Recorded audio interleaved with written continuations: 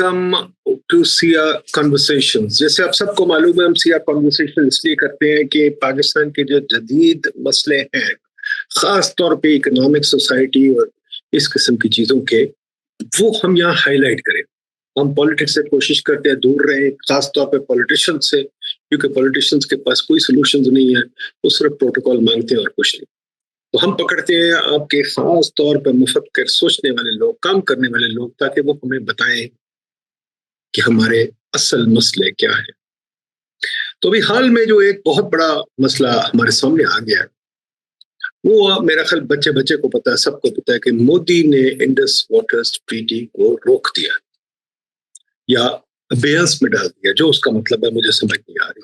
खैर, मतलब तो आगे को निकलेगा, बट अब सबको ये पता है मेरा ख्याल, और यही हमें सोचना चाहिए कि पानी हमारा एक बहुत बड़ा मसला है। बेसिकली पाकिस्तान एक रेगिस्तान है जिसके अंदर फ्लड रिवर्स चलते हैं। वो रिवर्स समर में पानी बहुत ले आते हैं, विंटर्स में कुछ भी नहीं होता। तो हम जो समर में पानी आता है उससे सारा साल गुजारा करते हैं, जो मानसून रेन आती है या जो ग्लेशियर मेल्ट आता है। तो हमारा निजाम यही चलता है। वहां से ऊपर से समर में अभी जून जुलाई में पानी आ जाएगा, अगस्त सितंबर तक पानी भर जाएगा, फिर थोड़ा थोड़ा हम इस्तेमाल करते रहेंगे। दिसंबर जनवरी तक पानी तकरीबन खत्म हो जाता है, सिर्फ डैम शैम में जो होता है वो होता है, या वहां से ऊपर से थोड़ा सा पानी आ जाता है। ये हमारा निजाम चलता है, और इस निजाम पे हमने क्या कुछ बनाया हुआ, क्या कुछ किया हुआ है, ये माशाल्लाह एक बड़ी अच्छी चीज है कि हमने बहुत अच्छा इरिगेशन नेटवर्क बनाया हुआ है, बहुत अच्छा पानी का निजाम बनाया हुआ है। पर वो माजी में हमारे आबा अजदाद ने बनाया था। अब हम क्या कर रहे हैं उसके साथ, ये सोचने वाली बात है। तो मैं कोई वाटर एक्सपर्ट नहीं हूं, मैं तो वैसी बातें कर रहा हूँ, सुनी सुनाई। आज हमारे साथ एक वाटर एक्सपर्ट है, नवाज साहब। नवाज साहब 35 साल से पानी के शोबे में काम कर रहे हैं। इनको पाकिस्तान के पानी की सब चीजें पता है, दरबार पता है। ये वाटर एक्सपर्ट है। ये यूएसएड में काम कर चुके हैं, पाकिस्तानी इदारों में काम कर चुके हैं। इनको पानी के निजाम का बहुत गहरा इल्म है। हमारे यहाँ अनफॉर्चुनेटली हालांकि पानी का इतना मसला है, हमारे पास पानी के इतने अच्छे एक्सपर्ट्स नहीं है। तो I am very happy to hear कि नवाज साहब से आज बात हो रही है। तो नवाज साहब, जरा पहले इस तरह करिए कि जरा हमें शुरू करें इधर से कि हमें पानी का निजाम तो समझाते क्या है, जो मैंने बातें कही थी उनको ठीक करते, करेक्ट करते, और हमारे लिसनर्स के लिए ये हम समझा दे कि हमारा पानी का निजाम है क्या, क्या होना चाहिए। क्या हमने कई चीजें, हमने माशाल्लाह बड़ा कारनामे बनाए, ये नहीं कि हमने कुछ नहीं किया, जो नए शहरी चीजें बनाई है बड़े कारनामे हैं। पर हमने साथ साथ ये भी बताइए इंडस वाटर ट्रीटी का क्या किया, और अब हम आगे जिस मरहले पे पहुंच गए हैं कि आपको पता है बारिशें भी हो रही है, क्लाइमेट चेंज भी है, ये भी है, कुछ ड्राउट भी आ जाते हैं। तो हम कहाँ खड़े हैं, जरा हमें समराइज तो कर दें सिचुएशन। बहुत शुक्रिया डॉक्टर साहब। सबसे पहले तो मैं आपका शुक्रगुजार हूं कि आपने मुझे भी ये मौका दिया है कि आपके साथ एक कन्वर्सेशन करूं वाटर पे। और ये जो डिबेट है, आई थिंक ये डिबेट होने चाहिए पानी पर मुख्तलिफ स्टेक होल्डर्स के। मैं एक बात स्टार्ट में वाजे करूं कि ये जो जितने भी हमारे मसले हैं, स्पेशली पानी का मसला इतना कॉम्प्लिकेटेड है कि ये एक तो क्रॉस सेक्टोरल है, एक ट्रांस बाउंड्री भी है, नेशनल भी है, प्रोविंशियल भी है, लोकल भी है, और क्लाइमेट के साथ भी ताल्लुक है, इकोनॉमिक्स के साथ भी ताल्लुक है, सोशियोलॉजी में, इट्स एवरीवेयर। तो ये कॉम्प्लेक्स है, और इनके जो सॉल्यूशंस पर हम बाद में उस पर डिस्कशन करेंगे, वो स्टेक होल्डर्स डिस्कशन करेंगे। हमारे पास कोई रेडीमेड सॉल्यूशन नहीं है। This should be very clear. हम डिस्कशन तो स्टार्ट कर सकते हैं जिस तरह एकेडमिक शुरू करते हैं कि वाटर स्केर्सिटी है, वाटर शॉर्टेज है, वाटर पोल्यूशन है, और ये करें और वो करें और ये हमारे पास इस तरह कोई सॉल्यूशन नहीं है। ना हम सजेस्ट करेंगे, हम वो सुकरात वाला फार्मूला अप्लाई करेंगे कि हम इसको डिग डीप करें कि मसला क्या है। तो पाकिस्तान, आपने सही अपना इंट्रो में बता दिया, पाकिस्तान बेसिकली आप समझे, पाकिस्तान एक तो एरिड कंट्री है, जिस तरह वेस्टर्न यूनाइटेड स्टेट्स हैं। अब एक एरिड कंट्री में हमारे खुशकिस्मती है कि ऊपर हिमालय और हिंदुकुश और कराकोरम के पहाड़ है, और वहां से हमें पानी गर्मियों में दरियाओं के सूरत में मिलता है। उसमें तकरीबन 70% ग्लेशियर्स और स्नो मेल्ट है। अब ये 3 महीने पानी आता है और अजीब बात यह है, बड़ी अजीब, कि यहाँ पे 45-47 डिग्री सेंटीग्रेड में अभी भी आप जाएं दरियाई सिंध के किनारे तो वहां आपको वही ग्लेशियर मेल्ट पानी अवेलेबल है। अब हमारे अब्बा अजदा आपने जिक्र किया तो तकरीबन आप समझे 1859 से उन्होंने स्टार्ट लिया है, अंग्रेज के दौर से, कि उन्होंने इस पानी को तकसीम करना शुरू कर दिया, बैराजेस बना दिए, डैम्स बना दिए कुछ बांध में पाकिस्तान ने, और इस पानी को हमने थिनली डिस्ट्रीब्यूट कर दिया। अंग्रेज जब इसको डिस्ट्रीब्यूट कर रहा था तो उसके 3 मकसद थे। वो इसको इसलिए डिस्ट्रीब्यूट कर रहा था कि पहले तो वो चाहते थे कि फेमन्स बहुत ज्यादा थे, थोड़े फेमन कंट्रोल हो, वो अपने लिए रेवेन्यू जनरेट करता था और कर रहा था, और तीसरा कि वो अपने सब्जेक्ट को लॉयल अपने साथ करते, तो उन्होंने वो कॉलोनीज बनाई। अब ये सिस्टम हमारे पास सबसे बड़ा दुनिया का एक सिस्टम तो मौजूद है। अब मसला ये आ गया है कि हमारी अर्बनाइजेशन इतनी बढ़ रही है और हमारा ये सिस्टम इतना एक्सपेंड हो चुका है कि अब जो प्रॉब्लम आया है वो हमारे मैनेजमेंट कैपेसिटी का है। अब हमारे पास वो इंस्टीट्यूशंस ही नहीं है कि हम इतने बड़े सिस्टम को अब मेंटेन कर सके। अब हम कैसे मेंटेन कर सकते हैं? वो वर्ल्ड बैंक का एक फ्रेज है कि बिल्ड, नेग्लेक्ट, रीबिल्ड। अब हमने उसमें एक 2 लफ्ज और शामिल कर दिए, बारो, बिल्ड, नेग्लेक्ट, रीबारो, रीबिल्ड। ये विशेष साइकिल है। आपको अगर बाहर से पैसा मिलता है उस पे आप सिस्टम, आप क्या करते हैं, बस कंक्रीट को ठीक करते हैं। अब बात कंक्रीट से आगे निकल चुकी है, अब क्लाइमेट चेंज है। अब हमारे सिस्टम कैसे चेंज को कैसे अडॉप्ट करेंगे क्लाइमेट चेंज को? अभी आप देखो 3-4 दिन में इस्लामाबाद में 2 तूफान आए, सवाबी में तूफान आ गया। अब हम कैसे इन चीजों के साथ, तो हमारे पास जो मैं इसको नजर में, जो मेरी नजर में मैं समझ रहा हूं कि अब ये है कि हमारे पास वो इंस्टीट्यूशन जिसको रूल्स ऑफ द गेम कहते हैं, हमारे पास अब वो नहीं है कि हम कैसे अपने लिए सेट कर सके कि भाई हम इस जदीद दौर में, और पानी, अगर आप अभी मुझसे, मैं तो आपसे सवाल नहीं पूछता, आप मुझसे सवाल पूछे, मेरे घर में आज सुबह भी पानी नहीं है, इस्लामाबाद में पानी खत्म हो रहा है, क्योंकि हमने अंडरग्राउंड पानी इस्तेमाल कर रहे थे सब, और अब वो नीचे चला गया है। अब पब्लिक सिस्टम तो सर्व कर नहीं सकता है, अब हम टैंकर्स पे गुजारा कर रहे हैं। रिसेंटली मैं कराची गया, वहां एक आम फैमिली 20 से 30 हजार रुपए के एक महीने में पानी टैंकर से लेते हैं। और मैं खुद वहां के इंडस्ट्रीज से मिला, इंडस्ट्रीज के जितने भी स्टेक होल्डर थे, बड़े बड़े निशात और जो जो जो एक्सपोर्ट करते हैं, वहां से पता चला कि 30-40% पानी पाइप से चोरी करते हैं लोग, और उसी पानी को वो फिर इन लोगों पर टैंकर की सूरत में फरोख्त करते हैं। मैंने अंदाजा लगाया तो 50 करोड़ के सिर्फ दिन में, हर दिन 50 करोड़ का पानी कराची में वो टैंकर के जरिए, वही पानी जो लोगों को मिलना था। तो हम फिर वही पे आ जाते हैं कि अंग्रेजों ने सिस्टम बना दिया, फिर वर्ल्ड बैंक ने और मुख्तलिफ डोनर ने सपोर्ट कर दिया। एक वक्त में पाकिस्तान ने, वापडा ने बड़ा अच्छा कर दिया कि हमने इंफ्रास्ट्रक्चर तो बना दिया, लेकिन जो असल चीज है वो ये है कि हमारे पास इंस्टीट्यूशंस क्या है, हमारे पास कौन से प्रोफेशनल मैनेजमेंट तरीके हैं कि हम इस पानी को अब पहुंचा दे लोगों को, और साथ साथ हम लोगों को कायल कर सके कि बजाय इसके कि आप टैंकर से पानी ले रहे हैं, आप पब्लिक सिस्टम से ले और आप पैसे दे दे, आप कास्ट रिकवरी, क्योंकि यहाँ हम सब बैठे हैं हुकूमत के लिए कि हुकूमत हमें मुफ्त पानी देगा। मैं आपको एक इकोनॉमिक्स को 2-3 फिगर देता हूं, मैंने खुद इस पे रिसर्च किया है। निस्ले का 1 लीटर पानी 60 रुपए पे हमें मिलता है, 1 लीटर। वही पानी थोड़ा सा उसकी क्वालिटी अगर कम हो, तो वही पानी जब मैं टैंकर से लेता हूं तो मुझे 1 लीटर 3 से 6 रुपए में मिल रहा है। वही पानी जब मुझे घर में पब्लिक सप्लाई में आता है इधर इस्लामाबाद में, तकरीबन मैं उसका आप समझे 10 रुपए पे ले रहा हूं, लेकिन उसी पानी को जब मैं ट्यूबवेल से निकाल रहा हूं तो आप समझे कि 100 लीटर मुझे 1 रुपए पे मिलता है। बट सरप्राइजिंगली आप फार्मर्स को, जो बड़े बड़े फार्मर्स है, आप में, ये मेरा अपना रिसर्च है, आप उनको 20,000 लीटर पानी फ्रेश वाटर 1 रुपए पे दे रहे हैं। तो अब इसको हम देख ले कि क्या ये वाटर क्राइसिस है? No, we do not have any water crisis, we have water management crisis.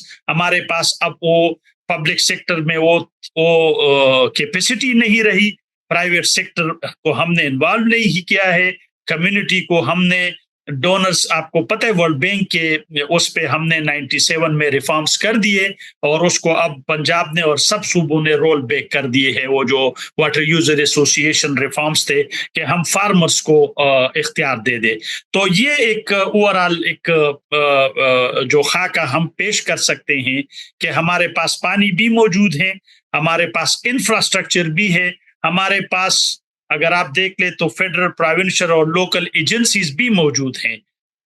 अगर हमारे पास नहीं है तो यही है कि हमारे पास अभी क्लियर मैंडेट नहीं है। मैं आपको एक और बताऊं कि शमसुल मुल्क साहब एक दफा वजीर आला थे, तो वो खुद कह रहे कि मैंने इरिगेशन के कुछ इंजीनियर्स को बुलाया और मैंने उन सबको कागज एक एक पेपर दे दिया कि आप मुझे इस पे लिख दे कि आपके जॉब डिस्क्रिप्शन क्या है। Nobody knew what is their job description. The same is for departments. अब अगर आप किसी डिपार्टमेंट को पूछे कि भाई आपका क्या मैंडेट है, आपके टारगेट्स क्या है, आपका अभी इस साल कितना बजट आ रहा है और आपको हम कैसे, आपके पास बेंचमार्क क्या है, मतलब हमें कैसे पता चलेगा कि वापडा is doing their job best, हमें एक वाटर सप्लाई कंपनी का कैसे पता चलेगा जब तक हमारे पास बेंचमार्क ना हो। लेकिन गोइंग डाउन ये नहीं है कि हमारे पास एग्जाम्पल नहीं, हमारे पास पुअर कंट्रीज में भी बेस्ट एग्जाम्पल मौजूद है और एक पे हम बात करेंगे। हमारे पास डेवलप कंट्रीज में भी एग्जाम्पल मौजूद है और इक्वली फेल्ड एग्जाम्पल भी मौजूद है। आपकी आवाज नहीं आ रही है। साहब पहले यहां से शुरू करें। 1960 में हमने इंडस वाटर ट्रीटी साइन की। वर्ल्ड बैंक एक ब्रोकर था उसका, और बंगा साहब ने कह दिया, वर्ल्ड बैंक के प्रेसिडेंट ने कहा हमारा कोई जिम्मेदारी नहीं है, हम इसमें है ही नहीं, आप हमें समझें, भूल जाए, हम बीच में हैं। जो मुझे एक बात समझ नहीं आती, मुझे पानी का कुछ नहीं पता, पर मैं हैरान होता हूँ, दुनिया में एक वाहिद एग्जाम्पल हमने 3 दरिया उन्हें दे दिए।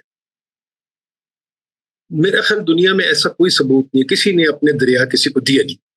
और पानी के निजाम में अगेन आप मुझे समझाइए, हम सुनते रहते हैं अपर राइपिंग राइट्स होते हैं, लोअर राइपिंग राइट्स होते हैं। हमने 3 दरिया क्यों दिए? इंडस रिवर वाटर हमने क्यों साइन की? उसके लिए हमने 60 मिलियन पाउंड ले लिया। क्या 60 मिलियन पाउंड बहुत रकम थी? उससे हमने क्या किया? ये अच्छा सौदा था, गंदा सौदा था, क्या था? यहाँ से शुरू करें जी। ये आपको पता है ये पानी पे लड़ाई का सिलसिला जो है, इवन इंडिया तो जब हम 47 से आगे में बात करूं, पंजाब और सिंध का ये मसला काफी पुराना है। इस पे कभी कमीशन भी बने थे, वही बात अपर और लोअर।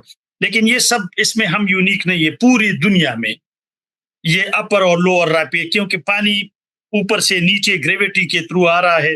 ऊपर वाले कहते हैं कि भाई इस पे हमारा ये हक है, और ये एक इंटरनेशनल। पर नवाज साहब, सॉरी फॉर इंटरप्शन, जो रिवर नाइल वो सबसे बड़ा रिवर है माशाल्लाह, उस पर कुछ 6 कंट्रीज उसके ऊपर है, वो शेयर कर रहे हैं। ठीक है, कभी झगड़े भी होते हैं, पर वो जंग पे नहीं कभी उतरे, और उनका उसमें चल रहा है, उसमें जी डैम भी बने हुए, सब कुछ। ये क्या मसला है? क्या ये हमारी उसमें और हम में एक फर्क है। उसमें ताकतवर जो है वो लोअर राइपीरियन है, उसमें इजिप्ट जो है वो लोअर राइपीरियन है, और उसका इस पूरे वहां नाइल का सिर्फ सूडान के साथ एक मुआहिदा था, और वो भी सूडान को तोड़ा, बाकी 6 मुल्कों को नहीं दे रहे थे। अब उस पे वो बना रहे रेनाइसेंस हो उसमें यूटोपिया में, और अब उस पे भी अब मसला शुरू हो गया, क्योंकि लोअर राइपेरियन मतलब हमारा एक इशू है, हमारा अपर राइपेरियन जो है वो इंडिया है। ठीक है, ये तकसीम जब हो रही थी इसमें 10 साल लगे थे, 10 साल इस डिस्कशन में लगे कि क्या करें। ठीक है, आखिर में जो इसका अगर आप इंडस बेसिन को देखें, इंडस बेसिन में हिंदुस्तान का 39% हिस्सा है वाटरशेड, हमारा 47% है, 8% चाइना का है, 6% अफगानिस्तान का है। तो एक तो ये हमारा मुश्तरका एक बेसन है, इसमें सबसे बड़े हम हैं, क्योंकि हम इधर लोअर राइपेरियन है। हिंदुस्तान के साथ उस वक्त जो हुआ तो वो इसी में हुआ कि जितना ज्यादा पानी जो तकसीम हुआ था उसमें एक्चुअली हमें 80% पानी मिला था। अब हिंदुस्तान का जो मसला है वहां जो लोग बात कर रहे हैं, ये भी से नहीं, आपको मैं बताऊं जनवरी 2023 से उन्होंने 4 खत लिखे पाकिस्तान को कि भाई हम इसको अमेंड करना चाहते हैं, क्योंकि वो कह रहे हैं कि मारूजी हालात बदल गए, क्लाइमेट चेंज आ गया है, हमारे तौर तरीके बदल गए हैं, ठीक है, इन चीजों के उसमें हम इसको तब्दील कर रहे हैं। तो उसका तो एक अलग बात है। मैं इसको दूसरे अंदाज से डॉक्टर साहब देख रहा हूं।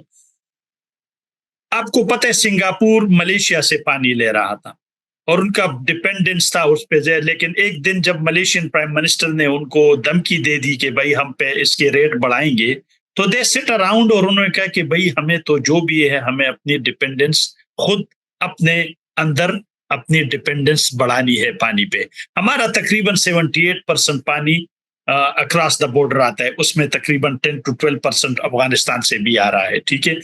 तो हमारे लिए तो ये कांस्टेंट है, ये एक किस्म की ट्रीटी मौजूद है, उसका मैकेनिज्म है। उसमें एक इशू हमारे पास है, वो फिर मैं वही कह रहा हूँ, थोड़ी कैपेसिटी का इशू है कि हम अपनी कैपेसिटी बढ़ाएं, हम इसको आगे देखें। और अब तो ये पॉलिटिकल बन गया है, अब तो ये टेक्निकल लेवल से भी आगे गया है। अब तो पॉलिटिशियन मिल बैठ के करेंगे कि ये कि अब तो बात इससे खत्म हो गई कि अच्छा था बुरा था। अब तो मसला ये होगा कि यूनिलेटरली एक पार्टी कह रही है कि मैंने, हालांकि यूनिलेटरली इसको आप नहीं कर सकते, ये दोनों, ये एक परपिचुअल थी, इसमें कोई टाइम, जिस तरह वहां पर यूएस का कनाडा के साथ जो है उसमें उनका एक टाइम लाइन था कि इस टाइम में वो खत्म हो जाएगा और फिर उन्होंने अमेंड कर दिया। हमारे इसमें टाइम लाइन नहीं है।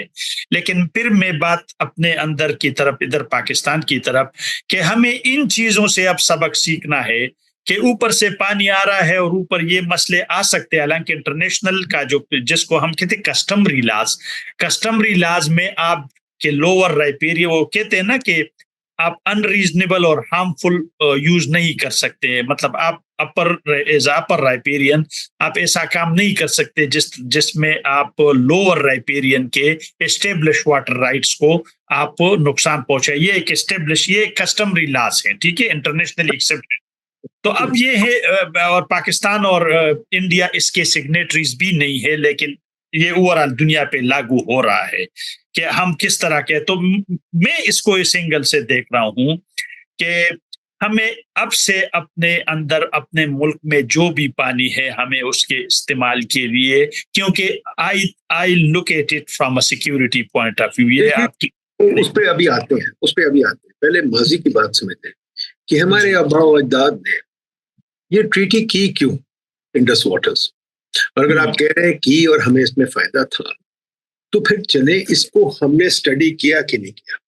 इंडिया अगर 4 साल से चिट्ठियां लिख रहा है कि भाई इस पे बात करें दोबारा, तो क्या हमें करनी चाहिए कि नहीं करनी चाहिए? अगर करनी चाहिए तो कैसे करनी चाहिए? हमारी जो उनके साथ डिप्लोमेटिक रिलेशंस हैं या पॉलिटिकल रिलेशंस हैं तो अच्छे नहीं है, तो हम कैसे बात करेंगे? वर्ल्ड बैंक तो अपना उस पर जिम्मेदारी भी नहीं ले रहा, ठीक है। पहले हमने वर्ल्ड बैंक को डाला क्यों, ठीक है। दूसरी चीज, अब हमें उनसे अगर बात करेंगे तो हम किस पैराए में, किस तरह बात करेंगे उनसे? हमें बात तो करनी पड़ेगी उनसे, लेकिन है जी, ये मसला ऐसे तो नहीं हल हो रहा बगैर बात किए। तो अगर हम बात करें तो हमारे पास नंबर एक, जो मैं समझता हूँ कि इंडिया में जो इंडस वाटर्स ट्रीटी की तो पूरा एक थिंक टैंक है जो ये काम कर रहा है और सोच रहा है। हमारे पास कोई बंदे हैं जो इस पर सोच रहे हैं, जिस पर काम करते हैं। मुझे याद है कि मेरे एक दूर पर एक रिश्तेदार थे, क्या नाम था उनका, बशीर मलिक साहब, वो भी पानी के एक्सपर्ट थे, किताब भी उन्होंने लिखी। मेरी गलती है, मैंने उनसे रिकॉर्ड नहीं किया, वो चले गए हैं, तो अल्लाह उनको बख्शे। मैं उनसे पूछता था हमारे पास कोई है एक्सपर्ट्स, तो हमारे पास गिनती के एक्सपर्ट्स रह गए। मेरा ख्याल कोई खास हमने एक्सपर्टीज नहीं इसमें बनाई, ना हमारे पास कोई इसमें वो लोग हैं जो इंडस वाटर्स ट्रीटी को ठीक तरह समझते हैं। तो हमारे ब्यूरोक्रेट्स जाके बैठ जाएंगे। पहले भी हम गए थे किशन गंगा की बारी उनसे मिलने, और हम हार के आ गए थे। ये सही कह रहा हूं मैं, हार के आ गए थे ना। तो ये बिल्कुल सही। तो हम कैसे उनसे बात करेंगे? क्या हमारे पास ये कैपेसिटी है? और अगर हम करेंगे तो किन बेसिस पे करेंगे बात? बिल्कुल आपने सही, दिस इज द पॉइंट, ठीक है। बजाय इसके कि हम इसको देके और हम एक जिसको कहते ओपिनियन दे दे कि भाई ये अच्छा नहीं हो रहा है या ये ठीक हो रहा है या ये गलत हुआ था, उस वक्त जो भी हुआ था मैंने कह दिया कि 10 साल उस पर डिस्कशन हुई थी, उस वक्त के विजडम के मुताबिक तकसीम हो गई। And history is not always right, ठीक है, हिस्ट्री कुड बी रॉन्ग। और जो ही हम आगे जाते तो हमें पता चलता है। अब ट्रीटी में तो मैकेनिज्म है, ट्रीटी में 3 चीजों के मैकेनिज्म है। ट्रीटी में क्वेश्चन का मैकेनिज्म है कि अगर कोई क्वेश्चन है तो इंडस वाटर कमिश्नर दोनों है वो हाल। ट्रीटी में डिफरेंस का है सॉल्यूशन कि अगर डिफरेंस हो तो आप एक एक्सपर्ट को आप ले आ सकते हैं, आर्बिट्रार को, ठीक है। और तीसरा है कि अगर डिस्प्यूट हो तो आप इंटरनेशनल कोर्ट ऑफ जस्टिस में चले। ट्रीटी में है आपने अपनी कैपेसिटी, आपको पता है कि तकरीबन मैं जब देख रहा हूं तो 7-8 साल से एक ब्यूरोक्रेट है, जॉइंट सेक्रेटरी, वो आपके इंडस वाटर कमीशन को चला रहा है, ठीक है। मैं खुद पर्सनली, हमने भी इनको ऑफर किया था कि अगर आप लोगों को कैपेसिटी बिल्डिंग में कोई है, हम आपको, कैपेसिटी बिल्डिंग से क्या मतलब है? कैपेसिटी बिल्डिंग से ये मतलब है कि आपके पास एक्सपर्ट लोग बैठे हो, उनके सामने कंप्यूटर पड़े हो और वो सारा दिन डेटा को एनालाइज करे, डेटा के साथ देख ले, क्लाइमेट चेंज को देख ले। मुझे एक बात बताइए नवाज साहब, पाकिस्तान में कोई यूनिवर्सिटी है जहां मैं एमएससी इन वाटर कर सकूं?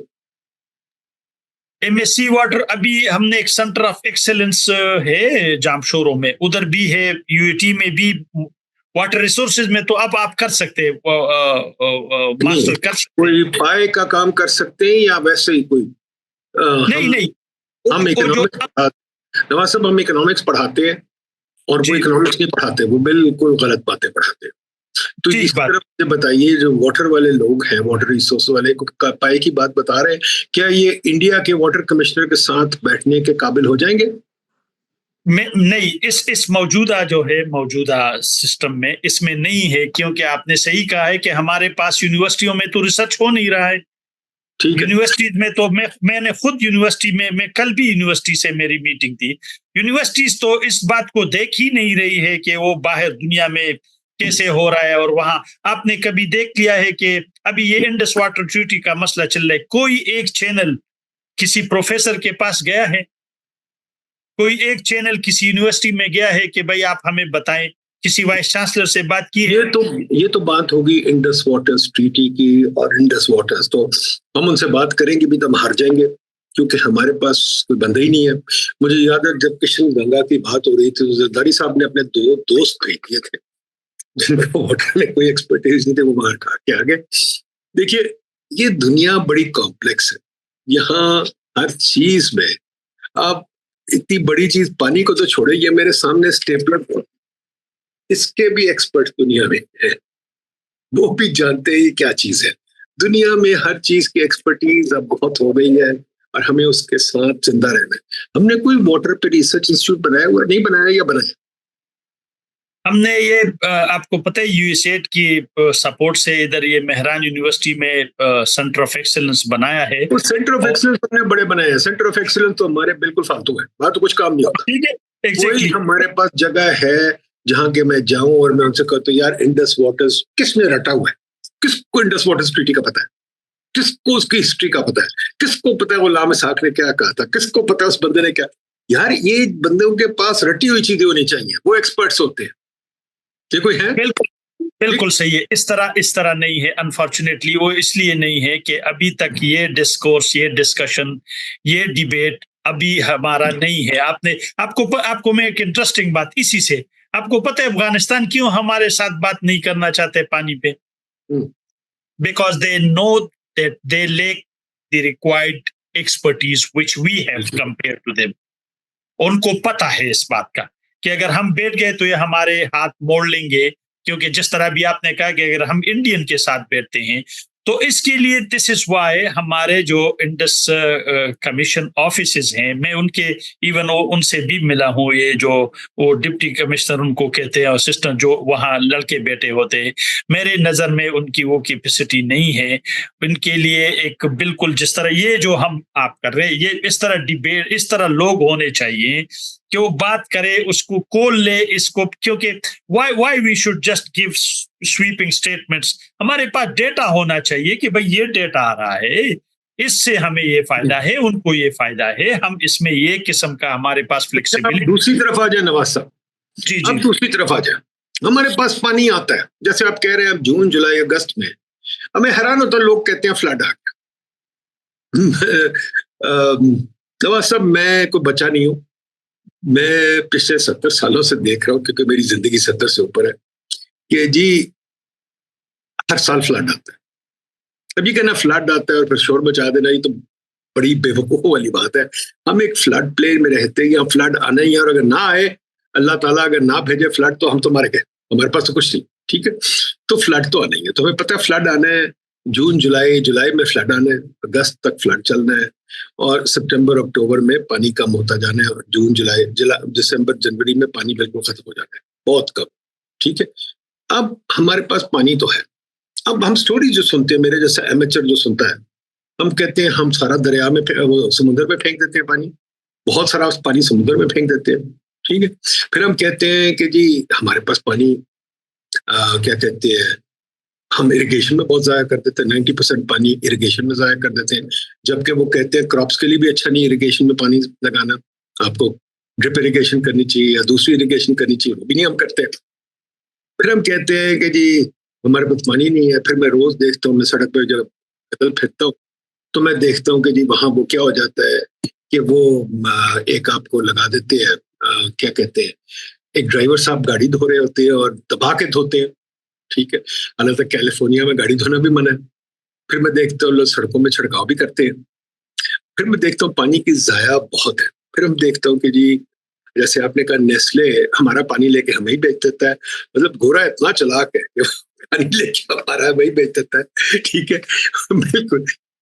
तो मुझे जरा प्लीज पानी का निजाम समझाएं कि हमारे पास पानी काफी है कि नहीं, या नहीं है, या हम वाटर स्टार्व्ड है जो लोग कहते हैं, या हम वाटर वेस्टर्स हैं। पहले इस तरह फ्रेम कर लेते हैं, आर वी वाटर स्टार्व्ड और आर वी वाटर वेस्टर्स? जी। हम अगर आप एब्सोल्यूट देख ले तो एब्सोल्यूटली उसमें हम दुनिया में ऊपर से, हमारे पास मेरे ख्याल में हम 30th पोजीशन में, हमारे पास काफी पानी है एब्सोल्यूट टर्म्स में। और आपने खुद कहा है कि अभी फिर सैलाबें आ रही हैं, अभी मैं आजकल सुन रहा हूँ कि इस बार सैलाबें ज्यादा आएगी फिर। और तो एक तो ये, लेकिन जब हम एक तो यहाँ पे हम काफी मिथ्स में भी पड़े हैं। हम एक फाल्कन उसका एक वो इस्तेमाल करते हैं, एक फार्मूला, कि अगर आपके पास 1700 क्यूबिक मीटर पर पर्सन वो पानी हो पर ईयर, और उससे कम हो रहा तो आप स्केर्सिटी में चले जाते हैं, ठीक है। तो अब हम जब पॉपुलेशन पे उसको डिवाइड करते हैं, तो पॉपुलेशन में तो हम बहुत ज्यादा है, हम 6th लार्जेस्ट कंट्री है, तो उस वजह से पर कैपिटा तो लोग इस फिगर को बहुत बड़ा चला के पेश करते हैं कि we are water scarce country. वो जो फार्मूला है उसके लिहाज से इस तरह नहीं है। इस तरह है कि एक तो पानी, ये जो सैलाब आते हैं, ये सैलाब भी एक ग्रोथ इंडस्ट्री बन गई है, इसमें कुछ लोगों को बहुत ज्यादा फायदा है। हर साल वो उसमें पानी पैसे डालते हैं, सैलाबों में भी एक इंडस्ट्री चल रही है सैलाबों पे। हमारे पास क्या है, हम जब भी कोई कहते हैं सैलाब, तो हम कहते हैं बड़े डैम बनाओ। अब बड़ा डैम तो एक बादशाह डैम है, और उस पे 12 से 14 बिलियन डॉलर खर्च होंगे, पैसे कहाँ से लाएंगे? तो हमारे जहन में तो बड़े बड़े डैम का है। अब ये बात है, हिंदुस्तान ने ये शुरू कर दिया है कि उन्होंने हर जगह पे, आपने देख लिया होगा, हम जब बच्चे थे बचपन में, हर जगह पे जौहड़ होते थे, हर जगह पे पॉन्ड्स होते थे, वहां पानी खड़ा होता था, बारिश आती उसमें पानी, और रिचार्ज भी करता, उसमें परिंदे और मरगाबियां वगैरह भी होते, और वो आपका एक इकोसिस्टम भी बनते, और ये हजारों लाखों होते थे, और उस पे सैलाब भी कंट्रोल होते। वो तो हमने खत्म कर दिया, वो तो हाउसिंग सोसाइटीज वगैरह ले रही। सैलाब आप बात करते हैं तो नेदरलैंड तो 60% सैलाब, 60% वो उसका जो लैंड है वो समंदर से नीचे है और सैलाबों की जिद में है। उन्होंने 1954 में एक दफा कहा कि let's keep the Dutch feet dry, और उन्होंने ड्राई, आज तक वो ड्राई है उनके फीट, वहां तो सैलाब नहीं आ रहे, क्योंकि वो कंटिन्यूअसली, बल्कि आजकल तो वो कहते हैं कि गिव रिवर देयर रूम, आप रिवर्स को अपना रास्ता दे दे। आप जाके रिवर के मुंह में, अब परसों में फिर देख रहा था तो मिंगौरा में फिर सैलाब था, अभी 2-3 दिन पहले। तो सैलाब क्या था, वो बाजार है सारे उसमें बनी है, उसके अंदर बनी है दरिया के। हालांकि ला मौजूद है कि आप 200 फीट तक नहीं बना सकते, ला मौजूद है।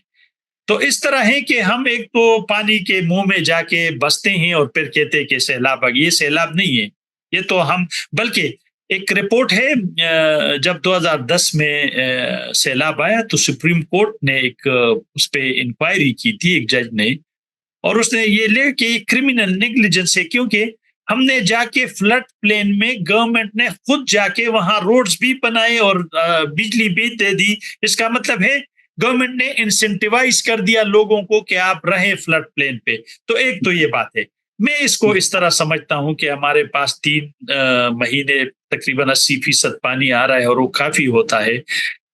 हमें अब चाहिए कि हम हर जगह, एवरीवेयर, इस्लामाबाद में आप देखिए F9 पार्क में कोई पौंड नहीं है, अगर अभी नहीं बना हो। मैं बार बार इनको कहता हूँ, यार ये पार्कों में तो पौंड बनाए, हर जगह पे पानी का एक पॉइंट, ताकि ग्रेविटी के थ्रू वहां बारिश जमा हो। तो इससे भी ये जब हर जगह हम बनाएंगे, साउथ कोरिया में उन्होंने स्टेडियम को फ्लड में इस्तेमाल किया, वो उन्होंने स्टेडियम को डिलिबरेटली जमीन के नीचे रखा है ताकि सैलाब आ जाए तो सिटीज में। जापान ने अपने पूरी सिटी के नीचे वो टनल्स बना दिए हैं कि उसमें पानी जमा करे। तो हमारे पास हो तो बहुत सकते हैं, लेकिन इसमें एक और इशू है। मैं आजकल इस पे बहुत काम कर रहा हूँ। हम गवर्नेंस का एक लफ्ज इस्तेमाल करते हैं, और डॉक्टर साहब आप यकीन करें, मैंने इस पे काफी पढ़ा हूँ और पढ़ रहा हूँ, और मैं इस नतीजे पर पहुंच चुका हूं कि there is nothing like governance, जिसको हम कहते हैं वाटर गवर्नेंस। ये मैं इसको कहता हूँ गोस्ट इन द टाउन। ये इस टाउन में एक गोस्ट है। हर बंदा कहता है पुअर वाटर के, जब आप पूछे कि what do you mean by governance, फिर हमें कुछ पता नहीं। मैं लिटरेचर को देख रहा हूं, मुझे कुछ क्लू नहीं मिल रहा है कि भाई गवर्नेंस क्या है। गवर्नेंस गवर्नमेंट है तो गवर्नमेंट क्या है, गवर्नमेंट मिनिस्ट्री है तो मिनिस्ट्री क्या है। वहां एक सेक्रेटरी साहब बैठे हैं, डिप्टी सेक्रेटरी साहब बैठे, वो है एक डीजी साहब बैठे, दे आर गवर्नमेंट। पूरे डिस्ट्रिक्ट में एक इंजीनियर है, दैट इज अ गवर्नमेंट। वो एक इंजीनियर आके किस तरह आपके पूरे डिस्ट्रिक्ट के सैलाब को रुकवाएगा। तो ये कॉन्सेप्ट जो है, ये मिथ्स जो है, जो हमने एस्टेब्लिश कर दिया है कि गवर्नमेंट, वही पुराना तरीका है कि गवर्नमेंट और गवर्नमेंट। तो मेरे ख्याल में गवर्नेंस की डिफिनीशन पे काम करना चाहिए कि हम गवर्नेंस को समझे। ये आपने नवाज साहब पहले एक बात कही थी, बहुत खूबसूरत बात कही थी, मैं उस पर वापस आ जाता हूँ। आपने कहा था रूल्स नहीं बना सकते। मेरे नजरिए में तो गवर्नेंस सिर्फ रूल्स और कुछ नहीं है। Governance is just rules. हम रूल्स के आदी नहीं है। देखिए ना, ट्रैफिक में जब रूल है कि मैं अपनी लेन में चलाऊं या ट्रैफिक लाइट ओबे करूं, तो हम तो नहीं वो रूल फॉलो कर सकते। आप मुझे बताइए कितने लोग ट्रैफिक लाइट पे खड़े होते हैं। कई लोग तो अपनी हद तक समझते हैं ट्रैफिक लाइट पे खड़ा होना। खास तौर पे हमारे वीआईपीस, हमारे जजेस, हमारे सिविल सर्वेंट्स, हमारे मिनिस्टर्स, वो ट्रैफिक लाइट पे खड़ा होना अपनी हद तक समझते हैं। वो तुतू बजा के निकल जाते हैं। अगर ये लोग खड़े नहीं होंगे तो हम क्यों खड़े होंगे भाई। तो हम रूल्स के आदी नहीं है। पर एक और तरफ चले, आप कहते हैं हमारे पास पानी काफी है, हमें सिर्फ उसको मैनेज करना आना चाहिए। तो मुझे एक बात बताइए, हम जो डैम्स बनाते हैं, क्या डैम्स अब माजी की बात नहीं होगी? भाषा डैम क्या हमें बनाना भी चाहिए, बहुत बड़ा नहीं है। एक और चीज बताइए कि जो हम डैम्स बना रहे हैं, ये पानी रोकने के लिए बना रहे हैं, तो मुझे बताइए अल्लाह ताला ने जो नीचे वाटर वो रिजर्वायर्स बनाए हुए हैं, उनको नहीं हम भर सकते क्या? उनको तरीका है कोई भरने का? क्योंकि वो भी तो एक किस्म की पानी रिजर्वायर है ना। अब एक जमाने में मुझे याद है, लाहौर में हमारे घर में ट्यूबवेल होता था और 32 फुट पे हमें पानी मिल जाता था। फिर वो 200 फुट पे गया, फिर 300 फुट पे गया, अब पानी नहीं मिलता। अब इस्लामाबाद में सुना है 300-400 फुट पे पानी मिलता है। तो हमने वाटर टेबल तो नीचे से नीचे जा रहा है, क्या उसको हम रिप्लेनिश नहीं कर सकते? बिल्कुल, this is what the point is, जो अभी हमने डिस्कशन भी मैंने इसीलिए स्टार्ट कर दिया कि हम जब भी पानी की बात करते हैं तो हम बिग डैम्स पे चले जाते हैं। बिग डैम्स के तो फायदे भी हैं, इसमें कोई शक नहीं है। आपको पता है चाइना ने बना दिए, अमेरिका ने बनाए, ठीक है। अब वो उससे आगे चले हैं और उन्होंने मैनेजमेंट इतना इंप्रूव कर दिया कि अब इवन वो डिसमेंटल कर रहे हैं अपने डैमों को। लेकिन मेरा अपना ये है कि हो सकता है तो हमें बनने चाहिए। उस कोलोराडो पे तो मैं खुद पूरे कोलोराडो रिवर पे मैं पैरा हूं। वहां पे उन्होंने हर 5-6 किलोमीटर के बाद एक रिजर्वायर बनाए, छोटा सा। मतलब आप स्कर्दू के रोड पे मैं गया हूँ, स्कर्दू से आप जाएं, इतना इतना ज्यादा स्टीप स्लोप है कि आप छोटे छोटे, मतलब जिसको हम केस्केट कहते हैं, छोटे छोटे उसमें आप वाटर स्पोर्ट्स शुरू करें, उसमें आप टूरिज्म शुरू करें, उसमें मछली आप रखें और उससे बिजली भी बनाए, और उससे ये जो सैलाब हैं ये भी, और उसको आप फिर पूरा साल इस्तेमाल भी कर सकते हैं, ये तो है। लेकिन जो आपने कहा, हमारे पास सबसे बड़ा दुनिया में दूसरा बड़ा, चौथा बड़ा रिजर्वायर है ग्राउंड वाटर का। तकरीबन आपको मैं बताऊं, हमारे पास सरफेस टोटल स्टोरेज 14 मिलियन एकड़ फीट है। हमारे पास ग्राउंड वाटर स्टोरेज 1,000 मिलियन एकड़ फीट है। 1,000 मिलियन एकड़ फीट। ये स्टोरेज जो है ये बहुत बड़ा है। ये कॉस्ट इफेक्टिव भी है इन द सेंस कि इसमें आपने अगर एक दफा पानी डाल दिया तो इवापोरेशन नहीं होगी। मेरे अपने ख्याल में हमें ग्राउंड वाटर को नहीं छेड़ना चाहिए था, एक्सेप्ट उन जगहों पे जहां वाटर लॉक्ड है, वो तो ठीक है। आपको पता है 60s में डैम्स की वजह से, इरिगेशन की वजह से जो ग्रीन इनकलाब आ गया, तो उसकी वजह से हमारे कुछ जमीनों में पानी का लेवल ऊपर बढ़ गया। मेरे सवाबी में हुआ 7 फुट से भी ऊपर आ गया, तो उसको तो हमने नीचे कर दिया है, दैट्स ओके। लेकिन बाकी हमें पूरे तमाम सिटीज के नीचे जो पानी था उसको हमें नहीं छेड़ना चाहिए था, क्योंकि उसमें एक बात है। अभी एक एसी मोड का रिपोर्ट आया है कि पिछले साल, इस साल और पिछले साल 16 और 24% लेस स्नोफॉल हुआ है। जो टेम्परेचर बढ़ रहा है वो 32 डिग्री हिमालयाज में पॉइंट 32 डिग्री बढ़ा है, ग्लोबल 0.19 बढ़ा है। इसका मतलब ये है कि हमारे यहाँ, और खासकर सर्दियों में टेम्परेचर बढ़ रहा है, तो सर्दियों में टेम्परेचर बढ़ेगा तो उससे ये नुकसान होगा कि स्नोफॉल कम होगा। अब मैं एक सिनारियो पेश करता हूं, अगर नेक्स्ट 30-40 ईयर्स में ये स्नो खत्म हो गया, कम हो गया, और ग्लेशियर्स पिघलने शुरू हो गए, तो ये तो 30-40 ईयर्स में ये खत्म हो जाएगा। तो अब हमारे इंडस में तो 70% वही पानी आ रहा है। हमारे पास जो एक बैंक है ग्राउंड वाटर को मैं बैंक कहता हूँ, इस बैंक को हमने नहीं छेड़ना था। ये हमारे लिए एक लाइफ लॉन्ग एक क्वेश्चन था कि जब भी मुसीबत में हम आते हमें इसको इस्तेमाल करना चाहिए था।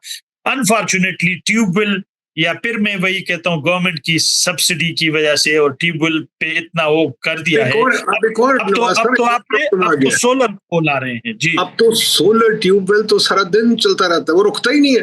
ठीक है, अब तो और वो हम लोग भी जाके जब बच्चे थे, आई एम अफ्रेड हम भी बड़े बदतमीज थे कि ट्यूबवेल में नहा रहे हैं। भाई ट्यूबवेल में आप नहा रहे हैं, बड़ा मजा आ रहा है, पर आप सोच रहे हैं कि आप कर क्या रहे हैं। ठीक है, तो मुझे एक बात बताइए, क्या हम ये जो वाटर रिजर्वायर्स को दोबारा भर सकते हैं कि नहीं भर सकते?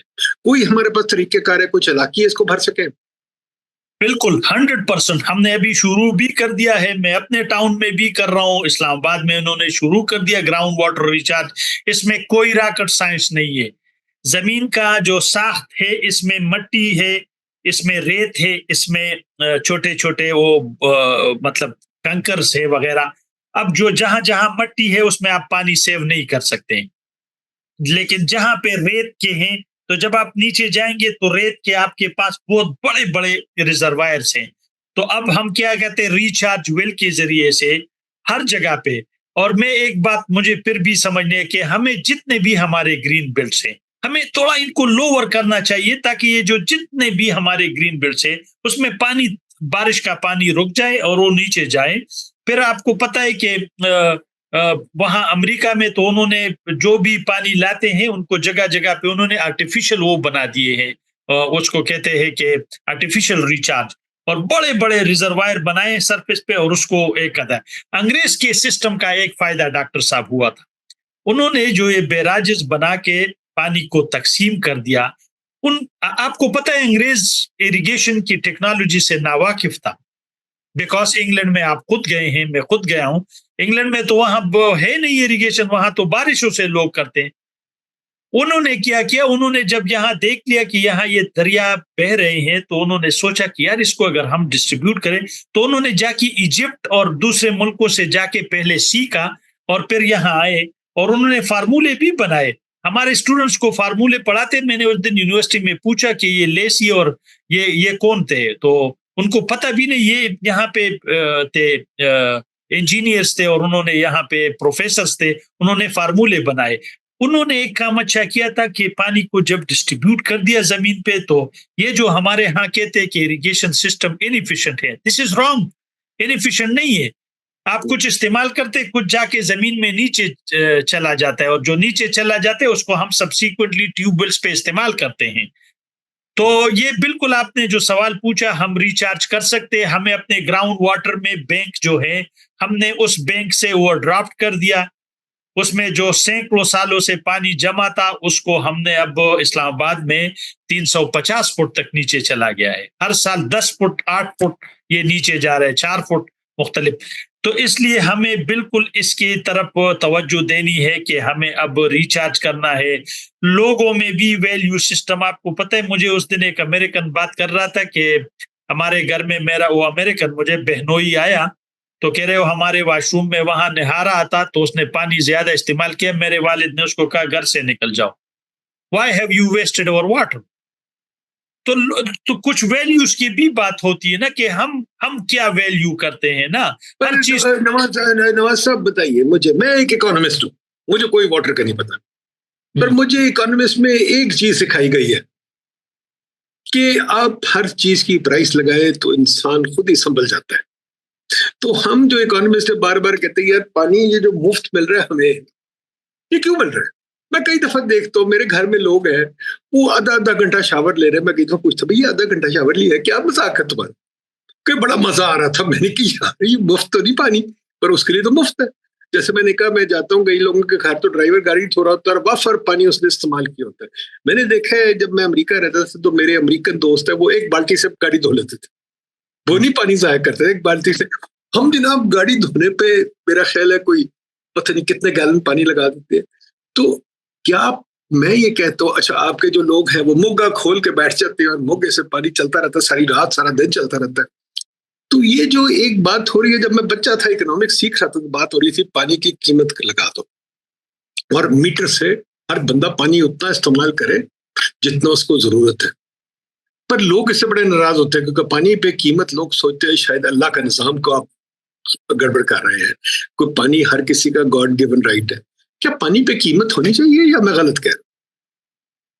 इस तरह है डॉक्टर साहब कि अगर आप इकोनॉमिकली देखें तो पानी मुफ्त नहीं है, अब भी नहीं है। अगर जिसको हम मुफ्त समझ रहे वो मुफ्त नहीं है, उसको तो किसी न किसी तरीके से उसको पेमेंट तो हो रही है। अगर जो पानी हमें एजेंसी सप्लाई कर रही है तो उनको भी तो किसी जगह तरीके से लोग अपने ट्यूबवेल बना रहे हैं, लोग अपने रिजर्वायर बना रहे हैं, ठीक है, लोग अपने ट्यूबवेल्स डाल रहे हैं, लोग रिजर्वायर पे, इस पे कास्ट तो आ रही है। सबसे बड़ी कास्ट डॉक्टर साहब, आप अपने घर के टैप से पानी पी सकते हैं? नहीं पी सकते, ठीक है, हम नहीं पी सकते, लेकिन उस पे ब्रश तो करते हैं। नहीं पर सर तो मुझे याद है जब मैं बच्चा था हम टैप से पीते थे। टैप से पीते थे, अब नहीं पी सकते। तो तो ये हम कास्ट तो मैं वही बात, हम कास्ट तो पे कर रहे हैं वन वे और दी अदर। टू सोसाइटी तो कॉस्ट पे करती है ना, there is nothing free in society. नहीं, सोसाइटी बट एक तो और भी चीज है सर, एक और भी चीज है। मैं नेस्ले का पानी लेता हूँ, हाँ, मेरा हर महीने हर हफ्ते का 1,500 रुपया खर्चा नेस्ले का पानी पीने के लिए। बिल्कुल बिल्कुल सही है। अब ये है कि आपको मैं एक एग्जांपल दे दूं, ये जो फ्री वाटर है, मैं आपको अब देख रहा हूं कि जिसको हम फ्री अभी समझते हैं, ये it's this time is over. अब इस्लामाबाद में भी आप किसी जगह जाए, टैंकर, हम सब टैंकर डालते हैं आहिस्ता आहिस्ता। तो अब तो ये आप आया प्राइस होनी चाहिए। देखो पानी पानी थोड़ा सा अजीब है, पानी का नेचर डिफरेंट है बाकी कमोडिटी से, इसलिए ये पब्लिक गुड भी है, ये प्राइवेट गुड भी है। ये बड़ा इंटरेस्टिंग सब्जेक्ट है और उस पर हम बात कर सकते हैं कि किस हद तक ये पब्लिक गुड है, किसी हद, फॉर एग्जांपल डैम अगर गवर्नमेंट बनाए तो डैम तो पब्लिक गुड है, वो पूरे सोसाइटी को कहते हैं हम फायदा, और उससे आप किसी को एक्सक्लूड नहीं कर सकते एट अ टाइम। लेकिन जब आप पानी देते हैं जमींदारों को और उनके जेब में पैसे आने शुरू करते हैं, तो I say that is then a private good, आप उससे ले ले। आपको मैं बताऊं, ये फार्मर का आपको मैंने बता दी कि फार्मर को, जब मैं रिसर्च कर रहा था उस वक्त मैं भी प्लानिंग कमीशन में था, तो मैंने रिसर्च किया तो 60,000 लीटर उस वक्त में हम ₹1 पे दे रहे थे फार्मर को, 60,000 लीटर। अब जब हम फार्मर को इसको मुफ्त दे रहे हैं पानी का, तो इस सिस्टम को, इरिगेशन सिस्टम को हम कैसे मेंटेन करते? तो उसको तो हम मेंटेन कर नहीं सकते। तो कॉस्ट हमें हमने प्राइस अभी करनी है, हमने फार्मर से भी लेनी है, हमने जहां भी, और लेकिन उसमें एक है, आपको मैं कंबोडिया के जो है दारुल खिलाफा फिनम पेन, उसमें पता है, उसमें भी वो वॉर टाउन था और उसमें काफी इश्यूज थे, और उसमें उन्होंने एक लाइव स्टॉक के डॉक्टर को ले आए हैं और गवर्नमेंट ने उसको कहा कि इसको ठीक करे अथॉरिटी को, और उसने जब कर दिया तो उसने सबसे पहले जो आर्मी को वहां पानी जा रहा था वो बिल पे नहीं कर रहे थे, तो उसने सबसे पहले तो उनसे बिल कर दिया, और वो एक लंबी चौड़ी कहानी है कि वो जर्नल आ गया और उसने उसको थ्रेट कर दिया और इसने अखबार वालों को बुलाया, और वहां पे फिर वो जर्नल वापस हो गया, तो गवर्नमेंट ने डिसाइड कर दी कि भाई everyone should pay their bill. अब वही कंपनी जो है वो एक डेवलपिंग गरीब मुल्क है, लेकिन वो जर्मनी से, जापान से, अमेरिका से बेहतरीन सर्विस पर वो एक मॉडल बन गया है। तो प्राइस होना चाहिए, ह्यूमन राइट्स भी है, उसका भी ख्याल रखना है कि लोगों को पानी, लेकिन ह्यूमन राइट तो कहते कि 50 लीटर आप प्रोवाइड करें, लेकिन आप तो जिस तरह आपने कहा कि फार्मर्स को तो हम सैलाब दे रहे हैं, वो सैलाब की तरह पानी यूज कर रहे हैं, घरों में हम गाड़ियां धो रहे हैं। तो ये एक, इसमें सबसे अहम बात ये है कि जो हम और आप अभी डिबेट कर रहे हैं, इस पे डिबेट स्टार्ट होने चाहिए। प्राइस अगर अगर मैं एक पब्लिक कंपनी को उसका बिल नहीं दे रहा हूं तो मैं टैंकर को दूंगा। मैं अपने हेल्थ का जो अभी देखो, अगर खराब पानी में टैंकर टैंकर मुझे क्या पता कहाँ से पानी ला रहा है। और आपको मैं एक इंटरेस्टिंग बात बताऊं, इस्लामाबाद में मुझे उस दिन किसी आदमी ने कह दिया कि एक टैंकर वाला है, उसने एक कनाल जमीन ले ली है और उसने उसमें बड़े पंप लगा दिए हैं और वो 5-6 टाउन्स को पानी फरोख्त कर रहा है। अब आप देखिए, ग्राउंड वाटर जो है ये कॉमन गुड है, ये हम सब का है, और अब तो अ, उसको ये टैंकर वाले और ये लोग निकाल के वही हमारा पानी जो है, तो व्हाई नॉट के इसके लिए एक स्टेक होल्डर्स डिस्कशन करे, सोसाइटीज। अच्छा, कितनी सोसाइटीज इस्लामाबाद और लाहौर में बन रही है, कोलोराडो में या वहां पे अगर आप कोई सोसाइटी बनाना चाहे या घर बनाना चाहे, you have to have 99 years of water permit, आपके पास पहले पानी का परमिट होना चाहिए। यहाँ सोसाइटीज बनाते और पानी हमारा इस्तेमाल करते यार। आप अगर अरबों और किरबों रुपए की हाउसिंग और प्लॉट्स हैं, तो why not you have your small dams. पर नवाज साहब देखिए, हमारी तो कुछ रवायात भी खराब हैं, हमारी आदत भी खराब है। जैसे मैंने कहा ना, मैं 1,500 हफ्ता, 6,000 महीना देता हूँ नेस्ले को उसका पीने का पानी लेने के लिए, पर मैं नलके के पानी के लिए 0 पैसे देने को तैयार हूं। अगर मुझे कहे नलके के पानी के तो 6,000 दे दे, मैं कहूंगा नहीं, ठीक है। हमने वो मल्टीनेशनल को हमने दे दिए हैं पैसे कि वो हमारा पानी निकालता है जमीन से, वाटर टेबल से वो निकालता है, वाटर टेबल से निकाल के मुझे बेच देता है, ठीक है। पर जो हमारी ये आपका फिर गवर्नेंस की बात आ जाती है कि हमारी वाटर गवर्नेंस ऐसी है कि उनको हम ट्रस्ट ही नहीं करते कि वो हमें पानी दे सके, तभी हमें टैंकर भी मंगाना पड़ता है। हमारी वाटर गवर्नेंस, पहले चले इस पे भी कमेंट कर ले, क्या है वासा, क्या है वासा? तो एक ऐसी यतीम ऑर्गेनाइजेशन है जिसको मैं देखता हूँ तो मैं मुझे स्मेल आनी शुरू हो जाती कि ये क्या है, ठीक है। वासा में क्या है, क्या वो करती है, या जो भी ये पानी की हमारी ऑर्गेनाइजेशंस है, इनकी कोई इज्जत करता है क्या? ये कोई है चीजें ऐसी जो कि हमें बताए वो अच्छा काम करती हैं कि नहीं? तो क्या इनको हम रीइन्वेंट कर सकते हैं? क्या हमारी वाटर मैनेजमेंट जो है, जिसका गहरा ताल्लुक है कि हमारा उसके साथ रिश्ता क्या है, क्या हम उसके लिए पैसे देने को तैयार है कि नहीं तैयार है? फॉर एग्जाम्पल, आप टैंकर जब मंगवाते हैं, मेरा ख्याल एक टैंकर कितने का, 5-6 हजार का तो आता है या ज्यादा आता है, 20,000 का आता है? कितने का टैंकर आता है? टैंकर डिपेंड करता है, मतलब अभी इस्लामाबाद में आज अगर आप अभी मंगवाते हैं तो डिफरेंट जगहों पे 2,000 से लेकर 5,000 तक आप समझे। और कितने मंगाने पड़ेंगे महीने के? तो ये महीने के आप खुद समझे कि आप डिपेंड कि घर में कितने लोग रहते हैं, उनका लाइफस्टाइल कैसा है, लेकिन रफली कितने? 4-5 टैंकर मंगवाएंगे तो तकरीबन 8-10 हजार रुपए आप देंगे टैंकर के लिए और 6,000 नेस्ले के लिए देंगे, तो आप 16,000 तो पानी के लिए दे रहे हैं, ठीक है।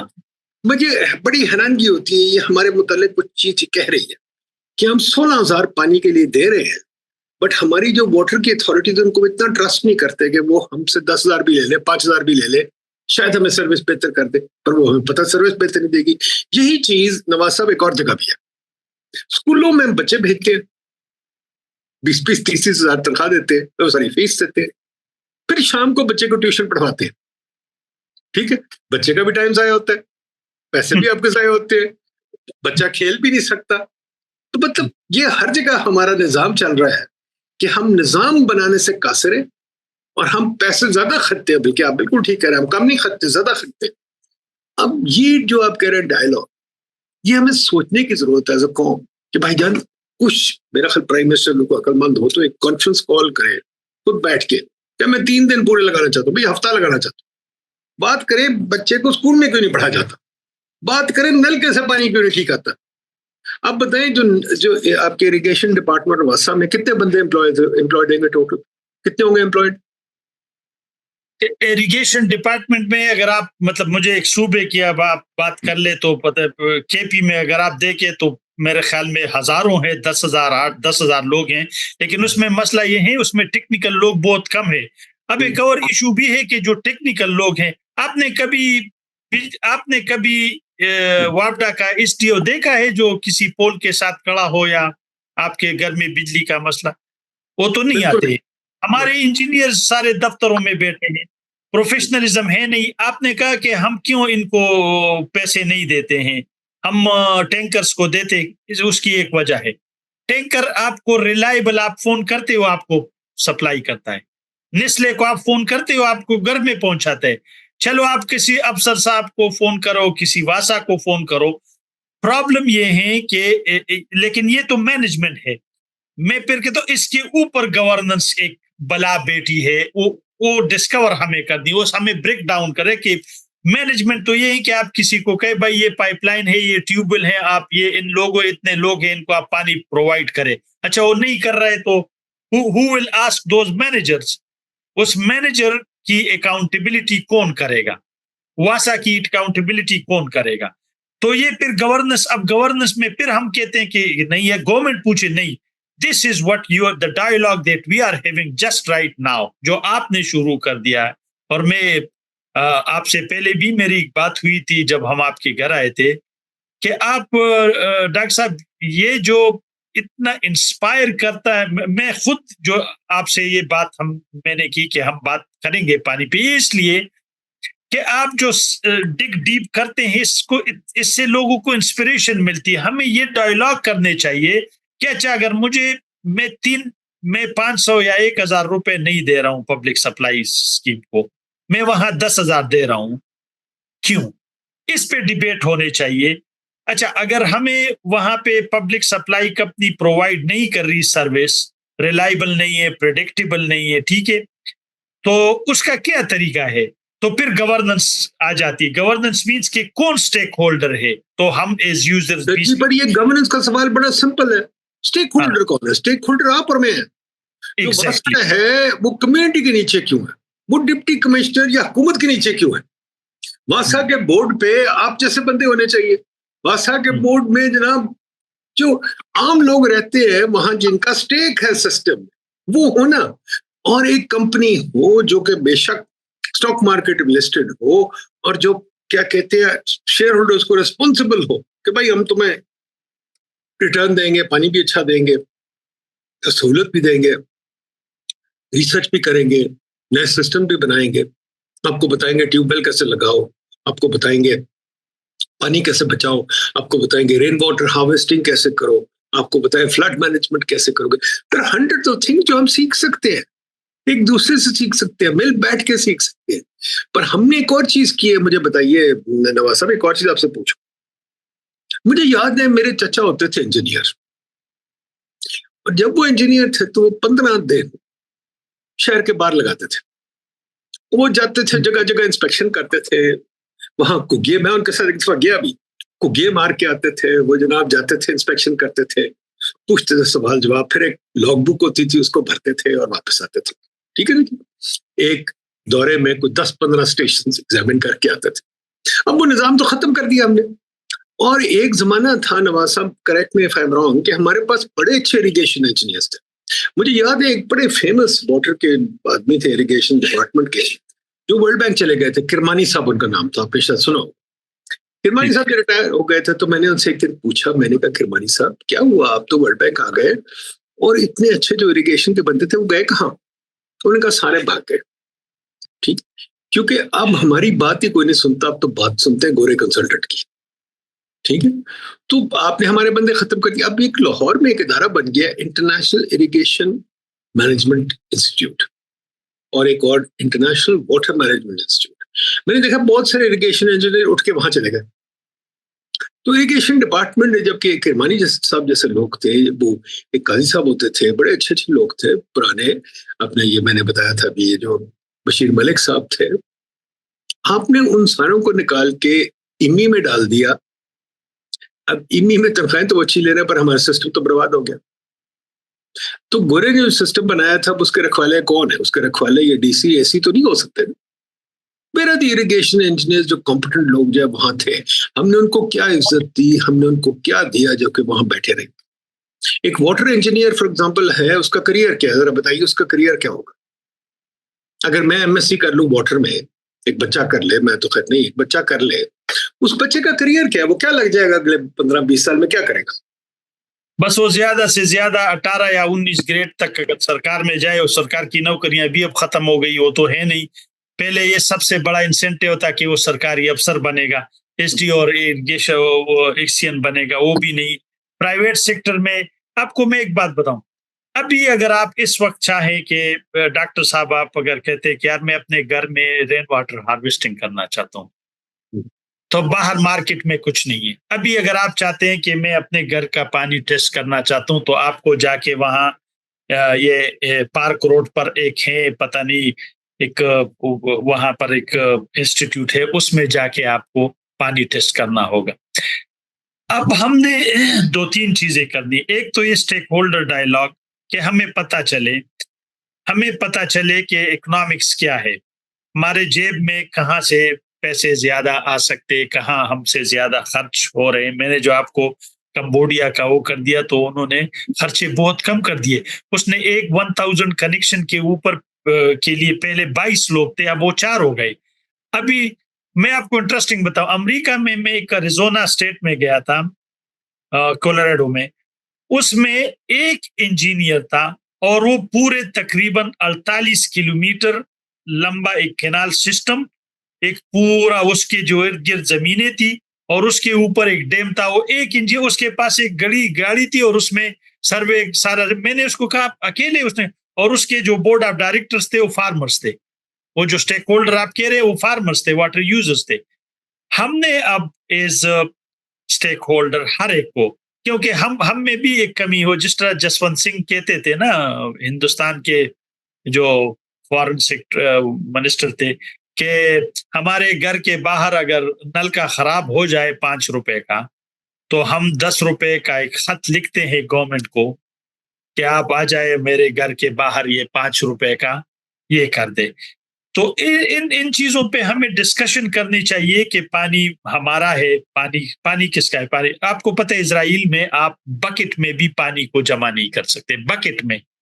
वहां पानी सारा गवर्नमेंट का है, लेकिन उनकी जो वाटर कंपनी है उसमें जीरो पॉलिटिकल इंटरफेरेंस है, दे आर कंप्लीटली ऑटोनोमस। और सारा क्योंकि ये तो पानी तो टेक्निकल इशू है, ठीक है।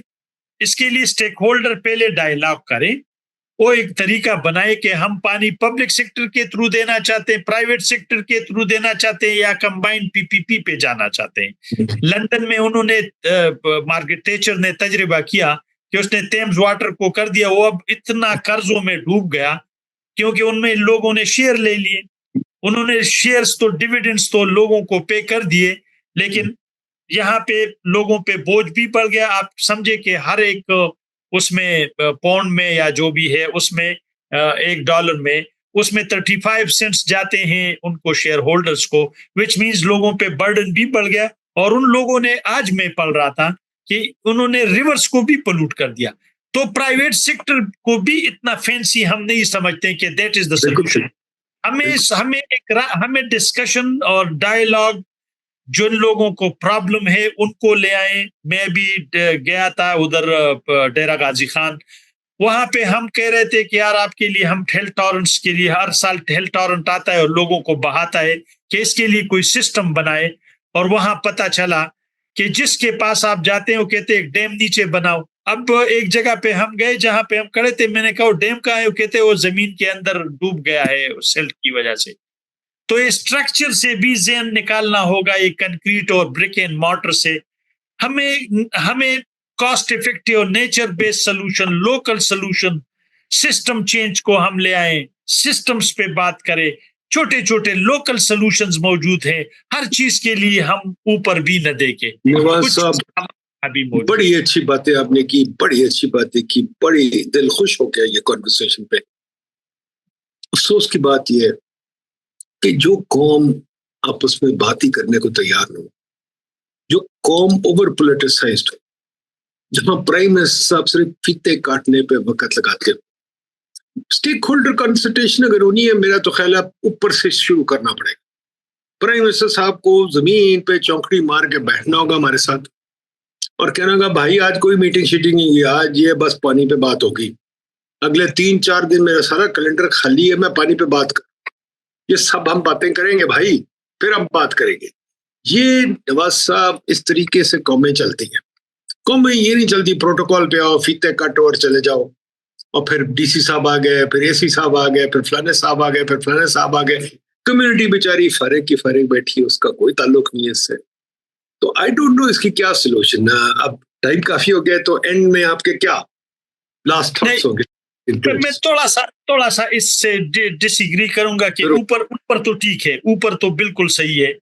मेरे ख्याल में आपको मैं बताऊं, हम कहाँ पे डिस्कशंस करते हैं यहाँ पर।